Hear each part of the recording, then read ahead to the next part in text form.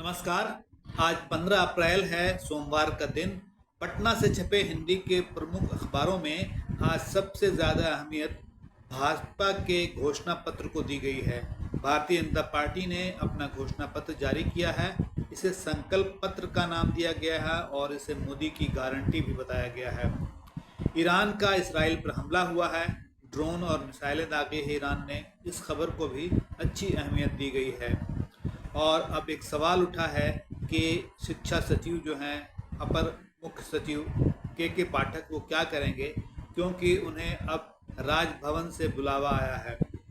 और एक खबर हम लेंगे IGIMS के बारे में, जहां ओपन हार्ट सर्जरी के लिए जो नंबर है, अगर आज कोई रजिस्ट्रेशन कराता है तो उसका नंबर 2026 में आएगा, 2026 में। आइए देखते हैं कि इन खबरों का विस्तार क्या है।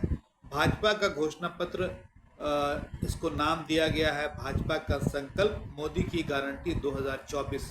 आपको पता है, इससे पहले कांग्रेस ने अपना घोषणा पत्र जारी किया, बिहार में RJD ने अपना घोषणा पत्र जारी किया और अब भारतीय जनता पार्टी ने अपना घोषणा पत्र जारी किया है। प्रधानमंत्री नरेंद्र मोदी की उपस्थिति में घोषणा पत्र रिलीज हुआ और इसकी प्रमुख बातें जो है वो इस तरह से हैं। देश भर में UCC लागू करेगी भाजपा। अभी कुछ राज्यों में भारतीय जनता पार्टी ने UCC यानी यूनिफॉर्म सिविल कोड या समान नागरिक संहिता के बारे में बात है। और इसमें जो दूसरी अहम चर्चा है वो है एक देश और एक चुनाव के बारे में। भारतीय जनता पार्टी की राय यह है कि देश में लोकसभा और विधानसभा का चुनाव एक साथ होना चाहिए और ये बात उन्होंने अपने घोषणा पत्र में शामिल की है। 70 साल से अधिक वालों के लिए आयुष्मान कार्ड के तहत 5 लाख तक का मुफ्त इलाज होगा। अब भी आयुष्मान कार्ड के तहत इलाज होता है, हालांकि आयुष्मान कार्ड बनाना बहुत मुश्किल काम माना जाता है।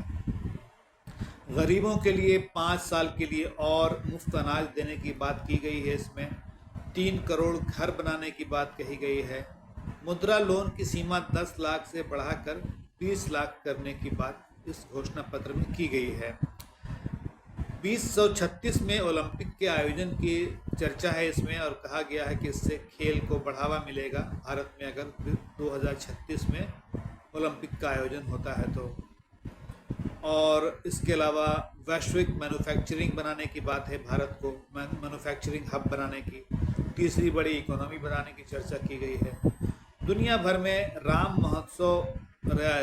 रामायण महोत्सव के आयोजन की बात भी इस घोषणा पत्र में की गई है और ये कहा गया है कि नागरिकता देने वाला जो कानून है, जो धर्म के आधार पर बनाया गया CAA, उसे जारी रखा जाएगा। इस घोषणा पत्र के रिलीज होने के अवसर पर प्रधानमंत्री मोदी ने भाषण भी दिया। उन्होंने अपने पिछले काम बताए, आगे के वादे गिनाए। जैसा कि होता है, घोषणा पत्र के बाद जो विपक्षी दल इस पर हमला करते हैं, उस पर सवाल खड़े करते हैं, तो राहुल गांधी और तेजस्वी यादव का कहना है कि इस घोषणा पत्र में, भाजपा के इस घोषणा पत्र में महंगाई, बेरोजगारी, युवा, किसानों के बारे में कोई वादा नहीं किया गया है, कोई उस पर चर्चा नहीं की गई है। ऐसा राहुल गांधी और तेजस्वी यादव का कहना है। अब इसराइल पर जो ईरान का हमला हुआ है उसकी चर्चा करते हैं। हिंदुस्तान और भास्कर ने इसे प्रमुखता से जगह दी है। इसमें बताया गया है कि 300 से अधिक ड्रोन, बैलिस्टिक और क्रूज मिसाइल से हमला किया गया। इजरायली सेना ने दावा किया कि इसमें ये जो हमले हुए, इसमें 99% को हवा में ही नष्ट कर दिया गया, यानी कोई जानी माली नुकसान नहीं होने का दावा किया है। इजरायली सेना ने यह भी कहा है कि हमला अभी जारी रह सकता है, अभी ख़त्म नहीं हुआ। आपको पता है कि ये हमला क्यों हुआ? सीरिया में ईरानी दूतावास पर हमला हुआ था, जिसमें ईरान के सैन्य अधिकारी मारे गए थे और कुल 13 लोग मारे गए थे। उसमें ईरान का आरोप है कि ये हमला जो है वो इसराइल ने किया था। हालांकि इसराइल ना इस बात की पुष्टि करता है, ना वो इससे इनकार करता है। इस हमले के जवाब में किसने क्या कहा, आइए इस पर एक नज़र डालते हैं। इसराइल के प्रधानमंत्री बिन्यामिन नेतन्याहू ने कहा कि जो भी हमें नुकसान पहुंचाएगा, हम उसे नुकसान पहुंचाएंगे। ये उनका कहना था और ये समझा जाता है कि इसराइल जो है अपने हिसाब से इसका जवाब देगा। अमेरिकी राष्ट्रपति जो बाइडेन ने इसकी कड़े शब्दों में निंदा की है और उन्होंने इसे अप्रत्याशित बताया है। ईरानी कमांडर का कहना है कि इसराइल ने जवाब दिया तो दुगनी ताकत से हमला करेंगे, और अगर अमेरिका ने इसराइल का साथ दिया तो अमेरिकी बेस पर भी हमला होगा। ऐसा लगता है कि ये हमला प्रतीकात्मक था, और इस हमले के बारे में फ्रांस, यूके, जो इंग्लैंड वगैरह ने इसकी निंदा की है और कहा है कि वो इस मामले में इसराइल के साथ है। अब चर्चा करते हैं के पाठक को बुलावा के बारे में। आपको पता है के पाठक काफ़ी चर्चित अधिकारी हैं, और उन्हें आज यानी सोमवार को 10 बजे तक राज्यपाल के चैम्बर में बुलाया गया। आपको ये भी पता है कि राज्यपाल जो है वो कुलाधिपति होते हैं, चांसलर होते हैं सभी विश्वविद्यालयों के। राज्यपाल के प्रधान सचिव ने पत्र लिखा है के पाठक को, और इसमें कहा गया कि पत्र में जो है कि 9 अप्रैल को वीसी की जो बैठक बुलाई गई थी उसमें उन्हें भी बुलाया गया था, नहीं के पाठक को भी बुलाया गया था, लेकिन वो नहीं गए।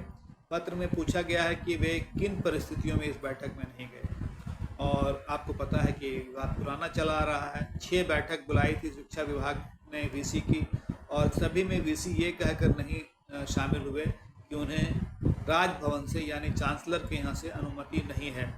उधर शिक्षा विभाग ने पूछा था कि राजभवन ने किस अधिकार के तहत उन्हें रोका, और शिक्षा विभाग ने सभी विश्वविद्यालयों के खाते फ्रीज कर रखे हैं, ये भी आपको पता है। अब हम चर्चा करते हैं स्वास्थ्य की खबर की।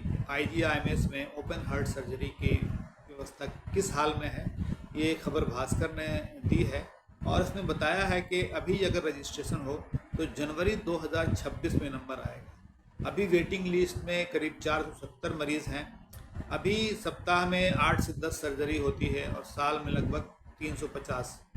भीड़ का कारण ये है कि यहाँ पर प्राइवेट से कम खर्च आता है, लेकिन एक और कारण है कि यहाँ पे जो हार्ट लंग मशीन है जो ओपन हार्ट सर्जरी के लिए ज़रूरी होती है वो सिर्फ एक है, और मैन पावर की हालांकि कमी नहीं है। अस्पताल को उम्मीद है कि एक और मशीन की मांग की जाएगी, और अगर मांग मान ली जाती है तो ये भीड़ कम हो सकती है। आपको ध्यान है कि ये स्थिति तब है जबकि पटना में एम्स है, IGIC है यानी Indira Gandhi institute of cardiology है, PMCH है, NMCH है। इन तमाम हॉस्पिटल के होने के बावजूद इतनी लंबी लिस्ट यहाँ पे है। अब चर्चा करते हैं कुछ अन्य खबरों की। कन्हैया कुमार की चर्चा सबसे पहले करते हैं, जो सभी अखबारों में है कि वो दिल्ली में नॉर्थ ईस्ट दिल्ली से लड़ेंगे चुनाव कांग्रेस के टिकट पर, और उनके सामने होंगे फिल्म कलाकार और भाजपा अभिनेता मनोज तिवारी। आपको ये पता है कि कन्हैया कुमार जो है वो JNU स्टूडेंट यूनियन के अध्यक्ष रह चुके हैं, बेगूसराय से CPI की सीट पर चुनाव लड़ चुके हैं, और हालांकि इस बार भी चर्चा थी कि वो बेगूसराय से चुनाव लड़ेंगे, लेकिन वो सीट कांग्रेस को नहीं मिली, इसलिए अब वो नॉर्थ ईस्ट दिल्ली से चुनाव लड़ेंगे। सिवान से RJD का टिकट जो है वो अवध बिहारी चौधरी को मिला है, और अब ये सस्पेंस खत्म हो गया कि हिना साहब RJD की उम्मीदवार होंगी कि नहीं वहाँ सिवान से, और हिना साहब ने कह रखा है कि वो निर्दलीय चुनाव लड़ेंगी। आपको ये भी पता है कि अवध बिहारी चौधरी जो है वो पूर्व विधानसभा अध्यक्ष हैं, और उन्होंने पहले से तैयारी शुरू कर दी थी अपनी। अब एक चर्चा सलमान खान के घर के आगे जो है फायरिंग की है, ये खबर सभी जगहों पर है। बताया गया कि इसमें तड़के 2 बाइक सवारों ने फायरिंग की, और पुलिस जो है CCTV फुटेज खंगाल रही है। लॉरेंस बिश्नोई गिरोह के लोगों ने इसकी जिम्मेदारी ली है और कहा है कि ये तो भी ट्रेलर है। गुड्डू रंगीला भोजपुरी के प्रसिद्ध गायक हैं, उन पर इकोनॉमिक ऑफेंस यूनिट ने केस दर्ज किया है। उन पर अश्लील गाने का आरोप है, उन पर धार्मिक उन्माद फैलाने का आरोप है, और एक धर्म विशेष को टारगेट करने का भी आरोप है। अंत में ये खबर हम बताना चाहते हैं कि अर्थशास्त्र के जो नोबेल पुरस्कार विजेता हैं अमर्त्य सेन, उन्होंने एक इंटरव्यू दिया है और कहा है कि विपक्ष ने फूट के कारण अपनी ताकत खो दी है। भारत में विपक्ष की ताकत जो है वो इसलिए कम है क्योंकि इसमें एकता नहीं है, और ये फूट में ये कई हिस्सों में बटी हुई है। ये अमर्त्य सेन का कहना है। अमर्त्य सेन नामी अर्थशास्त्री रहे हैं और राजनीतिक मुद्दों पर भी वो बयान देते रहे हैं। तो आज के अखबारों की ये थी प्रमुख खबरें। आपसे फिर मुलाकात होगी, तब तक के लिए शुक्रिया। इस बीच आप इस वीडियो को देखकर अपना कमेंट भी दे सकते हैं और बता सकते हैं कि आपको इसमें और क्या ज़रूरत लगती है शामिल करने की चीज़ें। बहुत शुक्रिया।